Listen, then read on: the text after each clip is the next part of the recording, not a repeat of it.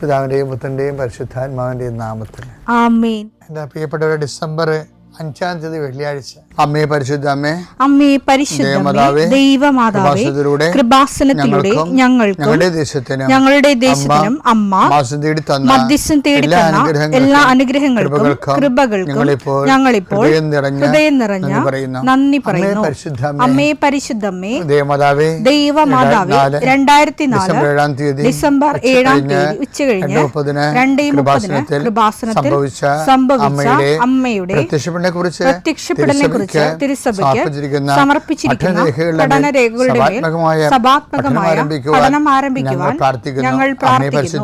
അമ്മേ പരിശുദ്ധമേ, ഭൂസ്വർലോകങ്ങളുടെ രാജ്ഞിയായ അങ്ങേയ്ക്ക് ഭൗമസംരക്ഷണത്തിനായി പ്രപഞ്ചപ്രകൃതിയെ തന്നെ തിരുസഭ പ്രതിഷ്ഠിക്കുവാൻ ഈ പ്രത്യക്ഷീകരണം വഴി ഇടയാക്കണമേ. പരിശുദ്ധമേ, ജപമാല മാതാവേ, സകല കൃപാസനം പ്രാർത്ഥനയോടും ചേർത്ത് ഞങ്ങളിപ്പോൾ പ്രാർത്ഥിക്കുന്ന ഈ കുടുംബത്തിന്റെ പ്രത്യേക നിയോഗം പറ മക്കളെ.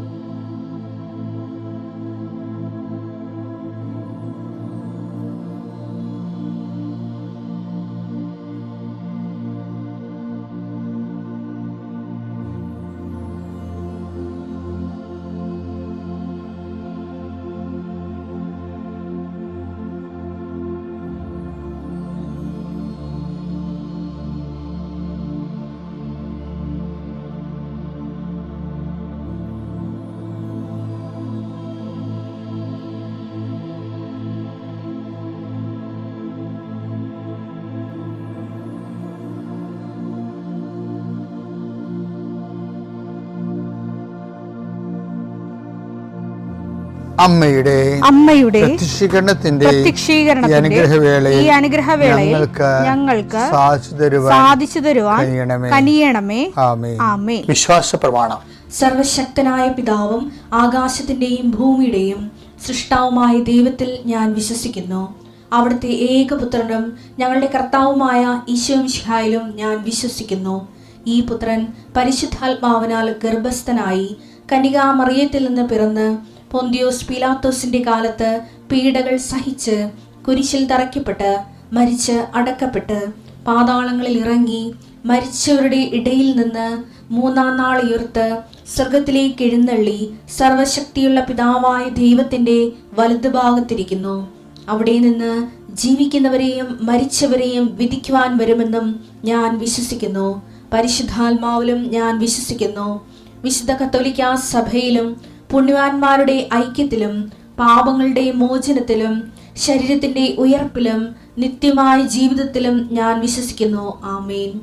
സുഖസ്ഥനായ ഞങ്ങളുടെ പിതാവേ, അങ്ങയുടെ നാമം പൂജിതമാകണമേ. അങ്ങയുടെ രാജ്യം വരണമേ. അങ്ങയുടെ തിരുമനസ് സ്വർഗത്തിലെ പോലെ ഭൂമിയിലും ആകണമേ. അന്നു വേണ്ടുന്ന ആഹാരം ഇന്ന് ഞങ്ങൾക്ക് തരണമേ. ഞങ്ങളോട് തെറ്റ് ചെയ്യുന്നവരോട് ഞങ്ങൾ ക്ഷമിക്കുന്നത് പോലെ ഞങ്ങളുടെ തെറ്റുകൾ ഞങ്ങളോടും ക്ഷമിക്കണമേ. ഞങ്ങളെ പ്രലോഭനത്തിൽ ഉൾപ്പെടുത്തരുതേ, തിന്മയിൽ ഞങ്ങൾ രക്ഷിക്കണമേ. ആമേൻ. നന്മ നിറഞ്ഞ മറിയമേ, സ്വസ്തി. കർത്താവ് അങ്ങയുടെ കൂടെ സ്ത്രീകളിൽ അങ്ങ് അനുഗ്രഹിക്കപ്പെട്ടവളാകുന്നു. അങ്ങയുടെ ഉദരത്തിൻ ഫലമായി ഈശോ അനുഗ്രഹിക്കപ്പെട്ടവനാകുന്നു. പരിശുദ്ധ മറിയമേ, തമ്പുരാന്റെ അമ്മേ, പാപികളായ ഞങ്ങൾക്ക് വേണ്ടി ഇപ്പോഴും ഞങ്ങളുടെ മരണസമയത്തും തമ്പുരാനോട് അപേക്ഷിക്കണമേ. ആമേൻ. കർത്താവേ, നിന്റെ ഉന്നതമായ നാമത്തിന് സ്വസ്ഥം ചെയ്യുന്നു. കർത്താവേ, നിന്റെ വിശുദ്ധ പൗരോഹിത്യത്തെ മഹത്വപ്പെടുത്തണമേ. കർത്താവേ, സഭയിലുള്ള സാന്നിധ്യം ദൃഢമാക്കണമേ. 39 വർഷം ഞാൻ അർപ്പിച്ച കൃപാന്റെ യുഗതിയാൽ കൃപാസ്ഥാന ജീവനോടെ പ്രത്യക്ഷപ്പെട്ട മാതാവിൻ്റെ മാധ്യസ്ഥയിൽ അത്താറയിൽ നടന്ന 10,000-കണക്കിന് ആരാധന ശക്തിയാൽ കർത്താവ് ഈ പ്രഭാതത്തിലെ അങ്ങയുടെ മക്കളെ കാത്തു കൊതിച്ചിരിക്കുകയാണ്. ഈശോയെ, നിന്റെ വലതുകരത്തിൻ്റെ ഒരാശീർവാദം കിട്ടാൻ വേണ്ടി കർത്താവ് ഇന്ന് യാത്രയ്ക്ക് ഒരുങ്ങുന്ന ഓരോ മക്കളുണ്ട്. ഓരോ ഉദ്യമങ്ങളിലൂടെ മനസ്സിൽ വിചാരിച്ചുകൊണ്ട് പോണവരുണ്ട്. ഓരോ ലക്ഷ്യങ്ങൾ മനസ്സിൽ വെച്ച് പോകുന്നവരുണ്ട്. കർത്താവേ, നിന്റെ തിരുമുറുവാർന്ന് ആണിപ്പെടുതാന്ന് വലതുകരം മക്കളുടെ ശിരസ് വെക്കണമേ. അവർ പോകുന്നിടത്തേക്കല്ല, നീ പോകുന്നിടത്തേക്കെല്ലാം ഞാൻ നിൻ്റെ കൂടെ വരുമെന്ന് കർത്താവ് അങ്ങ് പറഞ്ഞിട്ടുണ്ടല്ലോ. ഈശോയെ, അങ്ങയുടെ സഞ്ചാര സാന്നിധ്യം അങ്ങയുടെ മക്കളുടെ കൂടെ ഉണ്ടായിരിക്കണമെന്ന് പ്രാർത്ഥിക്കുന്നു. ജീവിതത്തിൻ്റെ വ്യത്യസ്ത വിളികളിൽ പ്രയാസം അനുഭവിക്കുന്നുണ്ട് ഈശോയെ. അവരെ നീ ഏറ്റെടുക്കണമെന്ന് പ്രാർത്ഥിക്കുന്നു ഈശോയെ. വീടില്ലാത്തവരുണ്ട് ഈശോയെ, അതുപോലെ കുടുംബത്തിൽ കലഹങ്ങളുള്ളവരുണ്ട് ഈശോയെ, ഭാര്യാഭർത്താക്കന്മാർ പിരിഞ്ഞ് താമസിച്ചിട്ട് ഐക്യപ്പെടാൻ ആഗ്രഹിക്കുന്നുണ്ട് ഈശോയെ, ജീവിത പങ്കാളിയെ കിട്ടാത്ത പുരുഷന്മാരുണ്ട് ഈശോയെ, ജീവിത പങ്കാളിയെ കിട്ടാത്ത സ്ത്രീകളുണ്ട് ഈശോയെ. കർത്താവെ, ഈ കാലങ്ങളിലെല്ലാം മനസ്സമ്മതം നടക്കുകയും ക്രിസ്മസ് കഴിയുമ്പോൾ കല്യാണം വരാൻ പോകുന്ന ആൾക്കാരെല്ലാം നീ അത് ഓർക്കണമെന്ന് പ്രാർത്ഥിച്ചോയെ. അന്യനാടുകളിലും വിദേശങ്ങളിലൊക്കെ ജീവിക്കുന്നവരും മക്കൾക്ക് അവർക്ക് പറ്റുന്ന ജീവിത പങ്കാളിയെ കിട്ടാതെ വിഷമിക്കുന്നവരും അതിനുവേണ്ടി പ്രാർത്ഥിക്കുന്നവരും ആശ്രയിക്കും. ഒരു പ്രൊമോഷന് വേണ്ടി പ്രാർത്ഥിക്കുന്നുണ്ട് ഈശോയെ. 10 പൈസ കൂടുതൽ കിട്ടിയാലേ കടങ്ങൾ പരിഹരിക്കപ്പെടുന്ന ഓർത്തുകൊണ്ട് വെണ്ണീരായി പ്രാർത്ഥിക്കുന്നുണ്ട് ഈശോയെ. അവർക്ക് എത്രയും വേഗം ഒരു പോംവഴി കിട്ടാൻ പരിശുദ്ധ മാതാവ് ആശ്രയിക്കട്ടെ. പലതരത്തിലുള്ള അപകടങ്ങൾ, ആക്രമണങ്ങൾ അനുഭവിക്കുന്നവർ, ജലജീവികളുടെയും വിഷജന്തുക്കളുടെയും ആക്രമണങ്ങൾ പെട്ടിരിക്കുന്നവർ കർത്താവിൻ്റെ രക്തം അവരെ തിളക്കപ്പെടുകയും ഇതോടുകൂടി അവരുടെ രോഗങ്ങൾ വിട്ടുമാറുകയും യേശുനാമത്തിൽ പ്രാർത്ഥിക്കുന്നു. ആമേൻ. ബൈബിളിൽ എപ്പോഴും നമുക്കിത് ആഗമനകാലമാണ്, കർത്താവിൻ്റെ വരവിന് വേണ്ടി നോക്കിപ്പാർക്കുന്ന കാലമാണ്.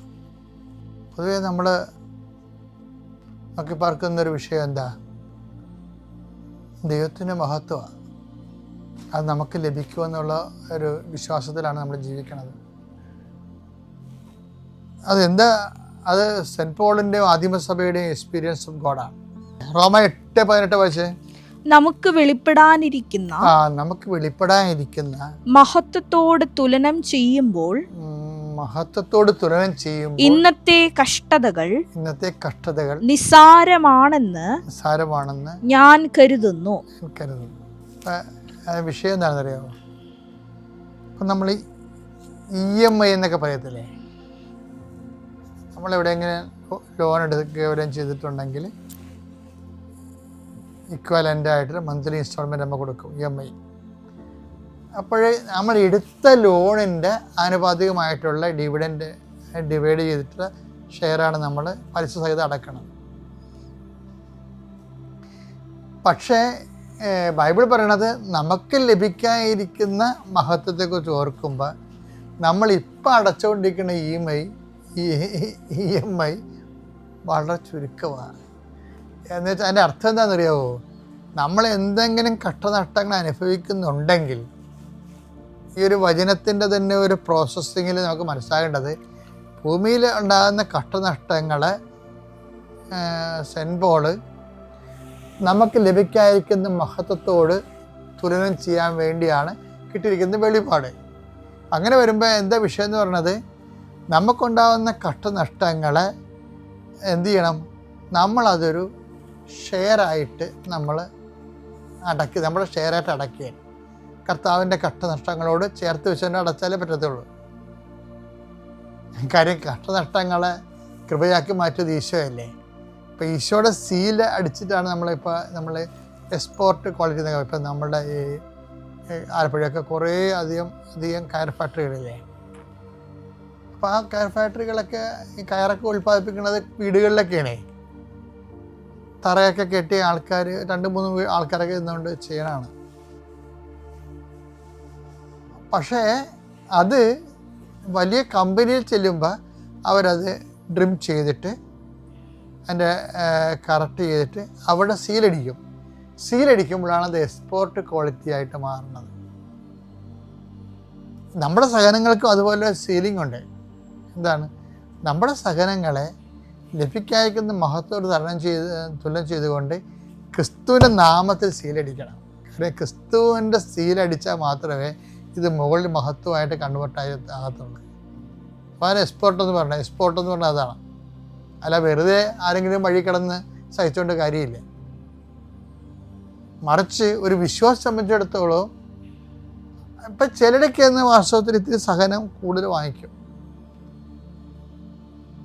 അവിടെ ഇപ്പം ഈശോ തന്നെ ഈശോയ്ക്കൊന്നും മാക്സിമം വാങ്ങിച്ചില്ലേ. അതിൽ ഈശോയുടെ നല്ല പ്രായത്തിൽ ഈശോ മരിച്ചു എന്നുള്ളതാണ്. എപ്പോഴും നമ്മുടെ മക്കളൊക്കെ തന്നെ ഇല്ലേ, 20 വയസ്സിലൊക്കെ മരിക്കണ മക്കളില്ലേ, 30 വയസ്സിൽ മരിക്കും. അപ്പന്മാർ തന്നെ നമുക്ക് 3-4 വയസ്സുള്ളപ്പോൾ മരിക്കും.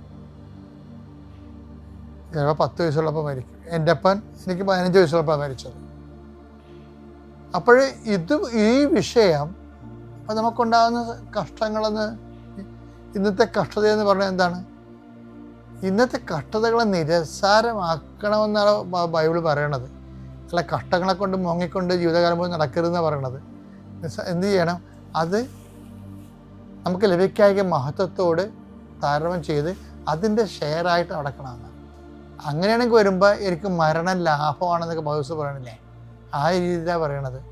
കാരണം ലഭിക്കാതിരിക്കുന്ന മഹത്വത്തെ ഓർക്കുമ്പോൾ എനിക്ക് മരണം നേട്ടമാണെന്ന് പറയണത്. ഈ മരണം നേട്ടമാണെന്ന് നമ്മുടെ വിശ്വാസം മാത്രമേ പറയുന്നത്.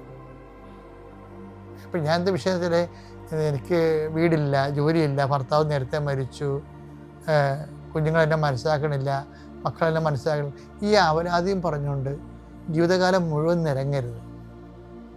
അവലാതികൾ സ്റ്റോപ്പ് ചെയ്യണം.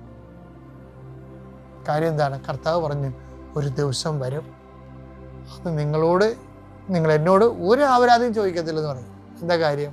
ആ ദിവസം ഏതായിരിക്കും? കർത്താവിൻ്റെ നിന്ന് ലഭിക്കായ്ക്ക് മഹത്വത്തിന് വേണ്ടി നമ്മൾക്ക് നിന്ന് വാങ്ങിക്കുന്ന EMI ആണ് നമ്മുടെ സഹനങ്ങളെന്ന് മനസ്സിലാക്കി കഴിയുമ്പോൾ. അമ്മയുടെ ജീവിതത്തിലേക്ക് ഭയങ്കര ഓർക്കുകയും ട്രഡീഷൻ അനുസരിച്ച് അമ്മയുടെ ഭർത്താവ് 20ാമത്തെ ഈശോയ്ക്ക് 20 വയസ്സുള്ളപ്പോൾ മരിച്ചായിരുന്നു. പിന്നെ ഈശോയും അമ്മയുമായിട്ടാണ് ജീവിച്ചിരുന്നത്. 10 കൊല്ലം കൂടി കഴിഞ്ഞപ്പോൾ ഈശോയും വീട് വിട്ട് ഇറങ്ങിപ്പോയി. അമ്മ ഒറ്റക്കായി. ശരിക്കും.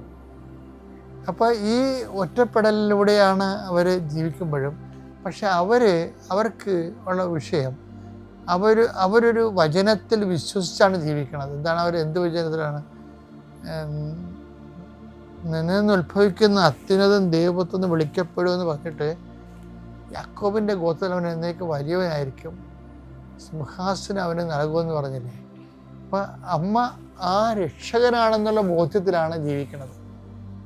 വരാൻ പോകുന്ന മഹത്വത്തെക്കുറിച്ച് ഓർത്തിട്ടാണ് അമ്മ ഔസേപ്പിതാവിൻ്റെ മരണവും ഈശോ ഇറങ്ങിപ്പോയതും എല്ലാം വകവെച്ച് അതിനെയൊക്കെ എടുത്ത് വർദ്ധിത സന്തോഷമാക്കുകയും ആന്തരിക സന്തോഷമാക്കി മാറ്റണം. അങ്ങനെ അപ്പം ഇതിൻ്റെ ഒരു വിഷയം, ജീവിതത്തിൽ പല കാലാവസ്ഥകളുണ്ടാകും.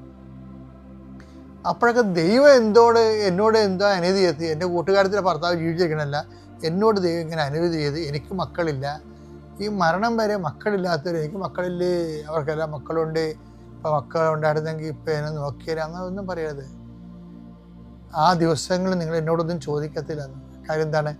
ക്രിസ്തുവിനെ നേടാൻ വേണ്ടിയാണ് ഇതൊക്കെ കുപ്പയായിട്ട് കരുതുന്ന ഒരു സമയമുണ്ടാകും. അന്ന് നമ്മൾ അപരാധികൾ നിർത്തും. ഞാൻ ഇന്നലെ പറഞ്ഞത് ആന്തരിക മനുഷ്യനെക്കുറിച്ചാണ്, ഇന്ന് പറയണത് ആന്തരിക മനുഷ്യനെക്കുറിച്ച്, നമ്മുടെ മതത്തിൻ്റെ രഹസ്യത്തെക്കുറിച്ചാണ്. ഓളോണേഴ്സാണ് ഇത് പറ്റത്തില്ലെങ്കിലും പതുക്കെ ഇത് പറ്റും. ഈ അനുഭവത്തിലൂടെ മാത്രമേ നമുക്ക് നമ്മുടെ വിശ്വാസത്തിൻ്റെ സൗന്ദര്യം അനുഭവിക്കാൻ പറ്റത്തുള്ളൂ. അപ്പോൾ ഒരു ദിവസം വളരണം മക്കളെ. ഒരു ദിവസം ദൈവം തരണത് ക്രിസ്തു വളരാൻ വേണ്ടിയാണ്. അപ്പോൾ ലഭിക്കുന്ന സാഹചര്യങ്ങളിൽ പരാതികളില്ലാതെ, നിരാശയില്ലാതെ പ്രത്യാശയോടെ മുന്നേറുക. പ്രൈസ്.